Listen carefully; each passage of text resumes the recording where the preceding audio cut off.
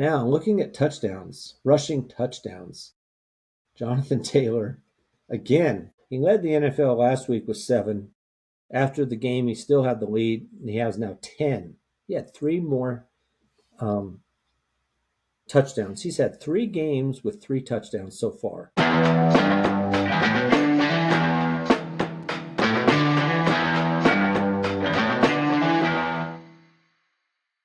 All right, welcome to Just the Stats NFL, Top 10's for Thursday. This is my last podcast on the road. I'm Ernie Jennings, your host, and I will be wrapping up podcasts. I've been on vacation, be heading back home. So this will be the last one where I'm outside my office for at least quite a while, I'm assuming. So we're going to take a look tonight. It is tonight, or today, I should say, at some of the season stats so far for 2025. We'll take a look at some of the top players, see who's been moving along compared to last week, who's moved into the top 10, who's moved out, that kind of thing. So, without further ado, let's start. So, we're going to start with the quarterbacks, and we'll look at the passing yards. Well, this has had quite a change. Last week, Justin Herbert had dropped all the way down to 8th. And with his 420 yards, he jumps from 8th all the way to number 1. So this season, he now leads the NFL in passing yards with 1,913 yards passing. Dak Prescott, who was second last week, is second this week with 1,881. And then Matthew Stafford, who only had 182 yards last week, drops down to third with 1,866. So those are your top 3. Patrick Mahomes is a fair amount back with 1,800 exactly in 4th. So those are your top players. Patrick Mahomes moved up a spot. Drake May dropped a few spots in this listing. Players like Jared Goff dropped completely out of the top. No, he's not. He moved to number 9. Who did drop out was Josh Allen, dropped out of the top 10. So there's been some movement for sure. Daniel Jones moved from 7th up to 5th. So he had a lot of moving around, but Justin Herbert was the big mover, all the way up to 1,913 yards so far this season. Now looking at touchdowns this season. Now this is where Matthew Stafford has been incredible. Like I said, he didn't have many yards, but he sure did have a lot of touchdowns. Put it that way. He's now has 17 to lead the NFL. He had 5 touchdowns last week against the Jaguars when they played in London. So he went from tied for 3rd up to 1st. Leapfrogged right over Jared Goff and Dak Prescott, who were Dak Prescott was 2, Jared Goff was 3.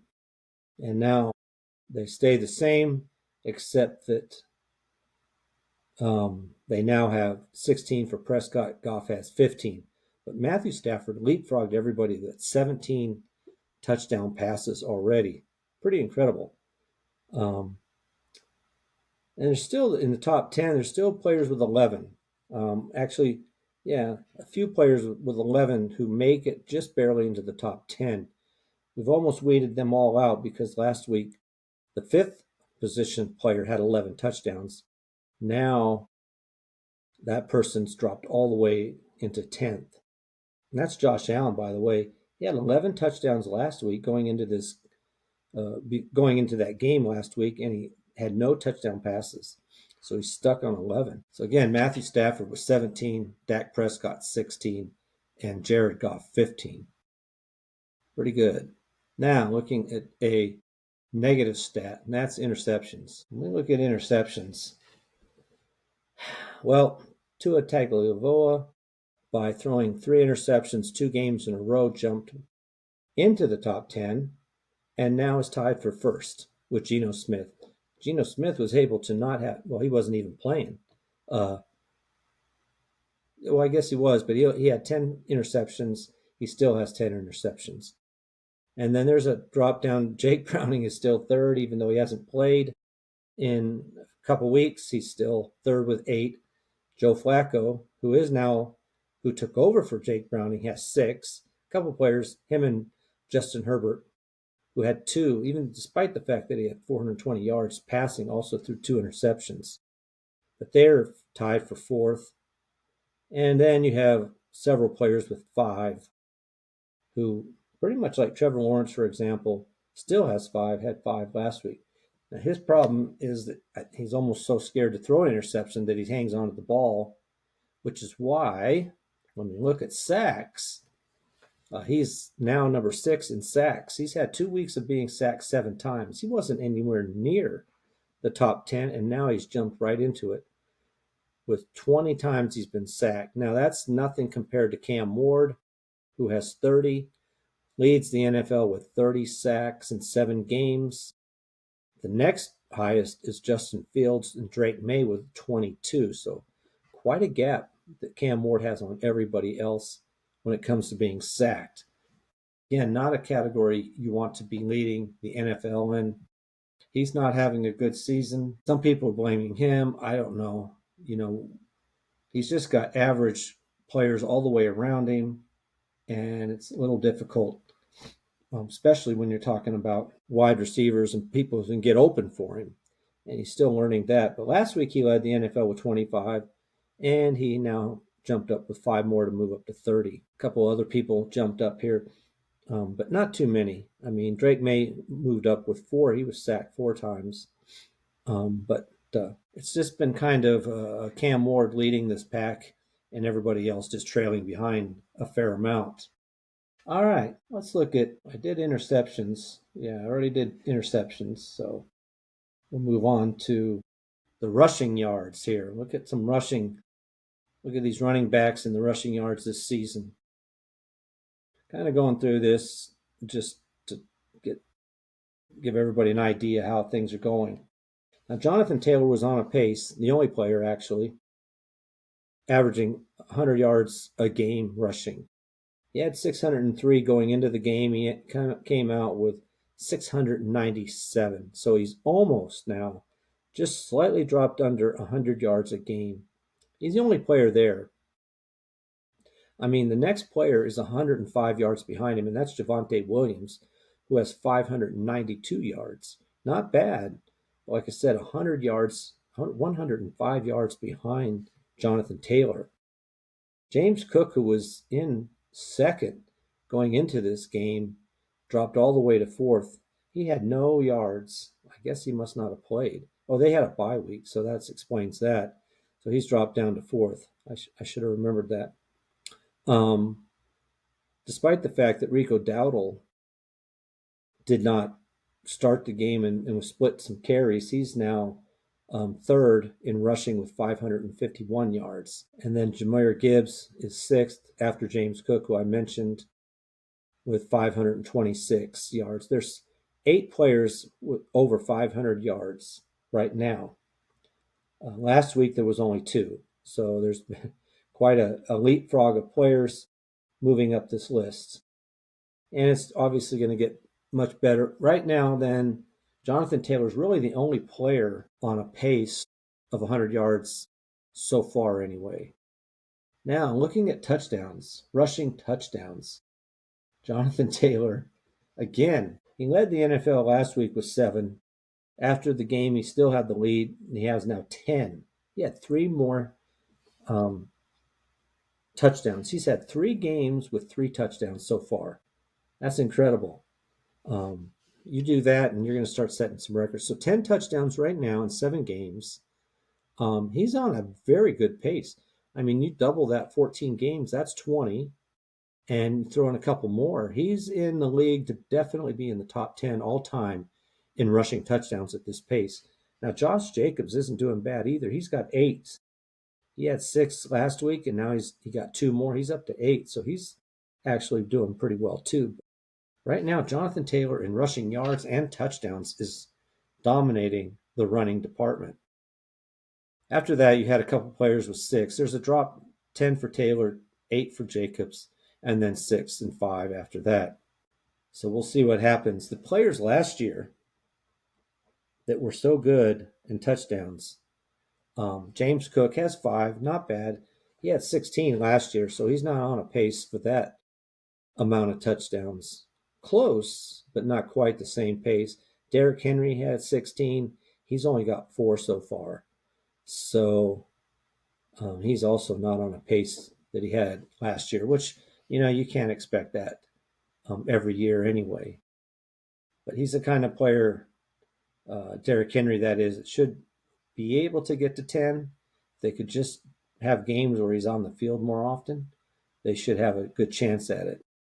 All right, let's look at one more rushing category before I jump ship here on the running department, and that is rushing quarterbacks. Let's take a look at that. Well, Justin Fields leads this category with 257 yards. He leapfrogged only by 3 yards Josh Allen, who did have a bye week, who's at 254. And then Patrick Mahomes jumped up to 250. So those three players have a fair lead over Jaden Daniels has 211, and Drake May, who had a really good game. Drake May wasn't even in the top 10, is now number 5 with 200 yards rushing this season so far. So no one's on any incredible pace. Justin Fields has not been putting up the same amount of numbers. He only had 22 yards because he was splitting time with Tyrod Taylor, despite the fact that Justin Fields has the most rushing yards in a single game with, I believe it is 80 or 82 yards this season, something like that. Has not been putting up many yards because he's just not playing well. He's really having a bad year, and I think they're trying to figure out between him and Taylor who could actually play quarterback for the Jets. It appears maybe neither one of them really can. I don't know what they're going to do. They might, whether they pick up somebody that's available or if they just say we're going to try to win the draft by having the worst record in the NFL. Obviously, they won't say that out loud, but that's a possibility. All right, so those are your top quarterbacks as far as yards go. Now, rushing TDs, this is definitely going to be Jalen Hurts with 5. You do have Patrick Mahomes and Daniel Jones with 4. I mentioned this earlier. I didn't think Taylor would have as many touchdowns as he has because of Daniel Jones stealing touchdowns from him, but their offense has been so prolific that they got enough touchdowns to spread around, I guess is what I'm saying. So you have just Jalen Hurts right now, who's him and Josh Allen, who has 3 touchdowns, are on a pace, especially this year, just Josh Allen, to break the all-time NFL record for most rushing touchdowns by a quarterback. Cam Newton holds that record right now. But I think whatever Josh Allen gets, Jalen Hurts is gaining on him fast and has started a year or two later than Josh Allen. So whatever record Allen sets, I think Jalen Hurts is on a pace to pass him at some point. But we'll see how that goes. All right, so those are your leaders in rushing yards and touchdowns as far as quarterbacks. All right, let's take a look at the receivers. And let me get that chart up here and we'll look at that. The season leaders in receptions. And this has been quite a move up this chart by Jamar Chase. He had 10 and then he had 16. 16 last week gave him the opportunity to move it number 1 in receptions with 58. And that's primarily because Puka Nacua did not play. Jamar Chase went from 5th to 1st. Puka Nacua is still 2nd with 54, but like I said, he didn't play, so that's the opportunity Jamar Chase was looking for. Now, Jamar Chase led the NFL last year in receptions, yards, and receiving touchdowns. So now he's back in the lead as far as receptions go. We'll look at yards here in a minute. But I'm not sure when Puka Nacua will be back. Now, 3rd on this list with 53 receptions is running back Christian McCaffrey. So number 3 in the NFL in receiving receptions is a running back. And then 4th is still Jake Ferguson, tight end with 51. Got a couple wide receivers, running back, and a tight end in the top 4. Jackson Smith-Njigba has 50 receptions right now. And I mention that just to say that now he leads the NFL by quite a bit with 819 yards on 50 receptions, averaging 16.4 yards a reception. Really having a good year. Now, Puka Nacua was hanging with him, but missing a game is really detrimental to keeping up with him. Jamar Chase is now second in receiving yards, but he's 190 yards behind Jackson Smith-Njigba. So he's going to have to put up quite a few big games if he has any chance of catching Jackson this year. I don't think we'll see a triple crown winner like Jamar Chase did last year. So when we look at this, he had over 100 yards again, Smith-Njigba did. George Pickens had a decent game. He was in third, he dropped to fourth, and that's because of Jamar Chase jumping up over, leapfrogging him. The rookie, Emeka Egbuka, didn't have a big game, had about 62 yards. I didn't even know if he was going to play. They kept talking about he was injured, but he did play some. And he's really going to have to be able to step it up because Tampa Bay, Godwin, we don't know if he'll play and how well he'll play when he comes back. Mike Evans is now out for most of the regular season, possibly be back for playoffs with a broken collarbone that needs to be mended. So Emeka Egbuka really needs to be able to get on the field and stay there and put up some good numbers. All right, so those are your top 7 are all wide receivers. And then at number 8 is Christian McCaffrey, the running back with 516 receiving yards, which is more than he has rushing. He's having quite a season as a receiver. Like I said, 53 receptions, 516 yards. Not bad as far as running backs go, averaging almost 10 yards a reception at 9.7. Not bad. And if you look at somebody like Kamara for the Saints, his yards per reception is so minuscule. It's hardly worth the pass. The way they've been working their running back out of the backfield for receptions, it's just not been effective at all. So looking at a couple of other players, like I said, Jamar Chase went from 5th to 2nd. Not a lot of big movers here. Really, Drake London dropped out of the top 10, as did Zay Flowers. They both dropped out of the top 10 and were replaced by Cortland Sutton, who was able to move into the top 10, as well as Devontae Smith with that big game he had of 183 yards. That leapfrogged him way up the list to make it into the top 10 now. So newcomer there when it comes to yards.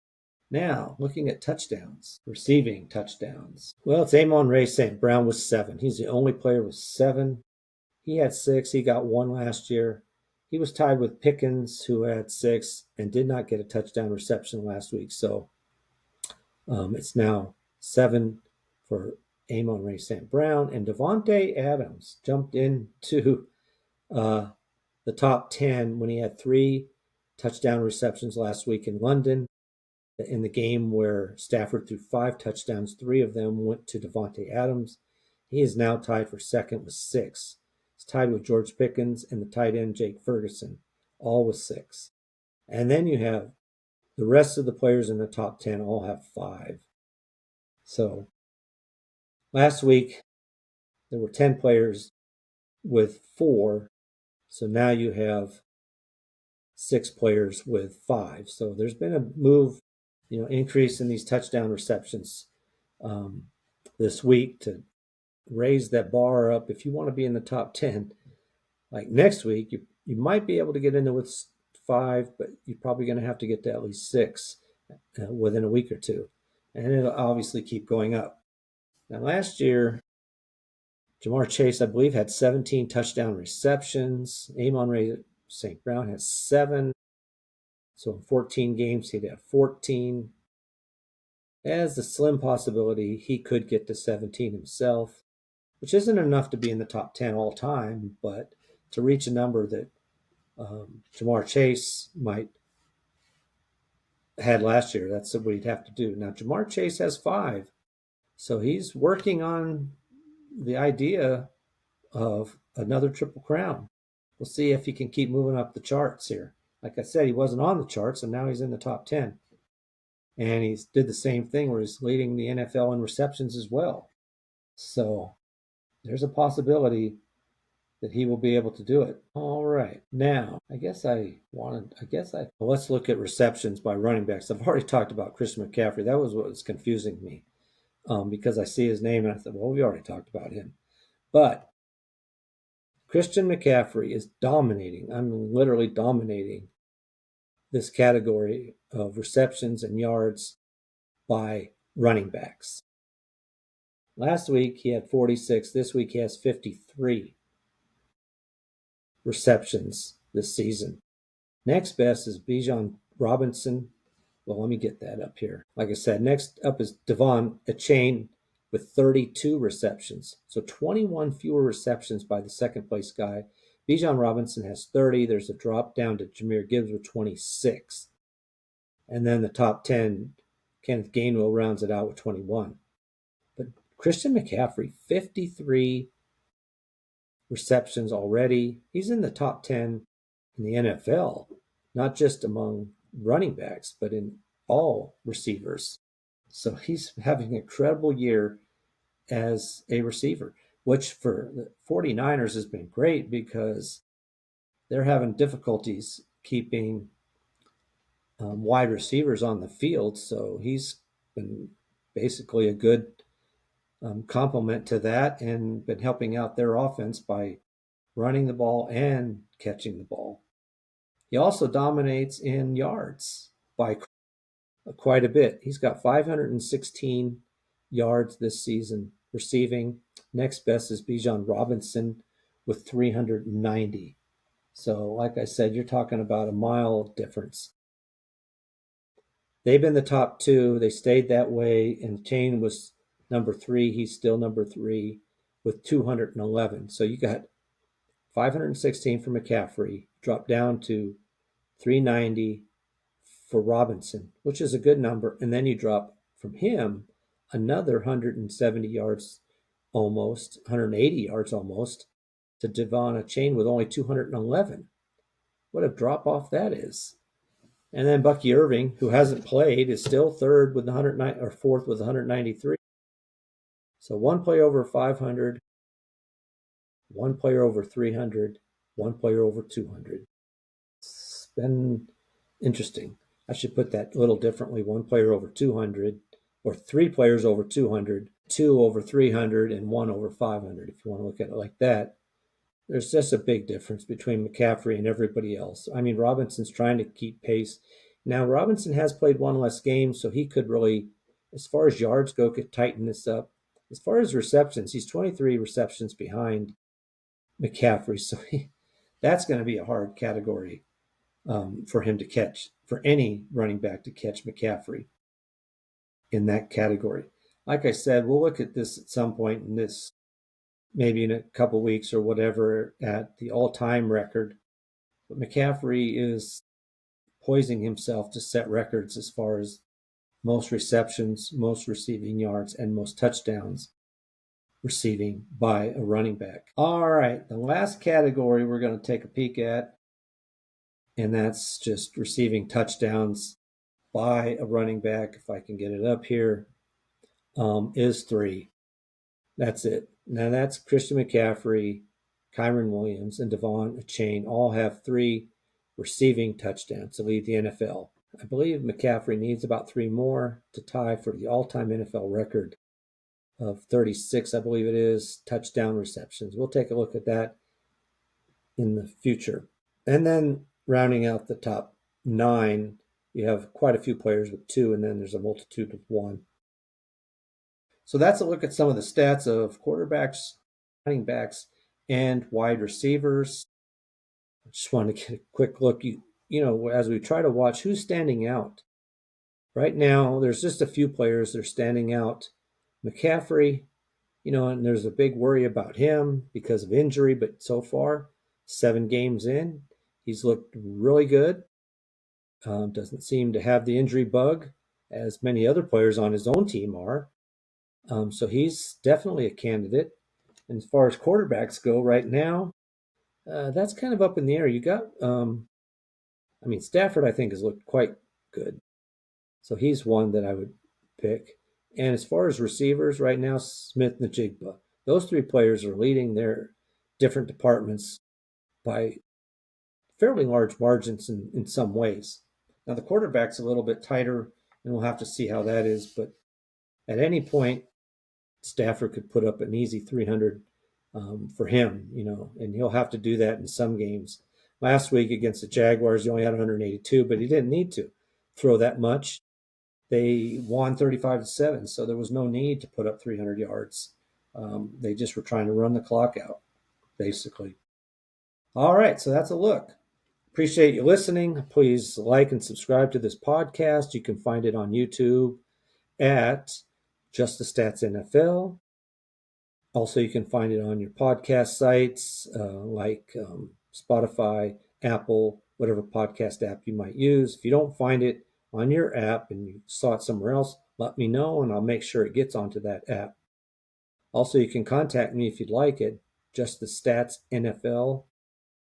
That's just the Stats NFL at gmail.com. Sometimes I say it fast and the program I use will think I say justice, but it's just the. All right. Again, thanks for listening. Please like and subscribe. And that is a wrap for this episode of Top 10's for Thursday.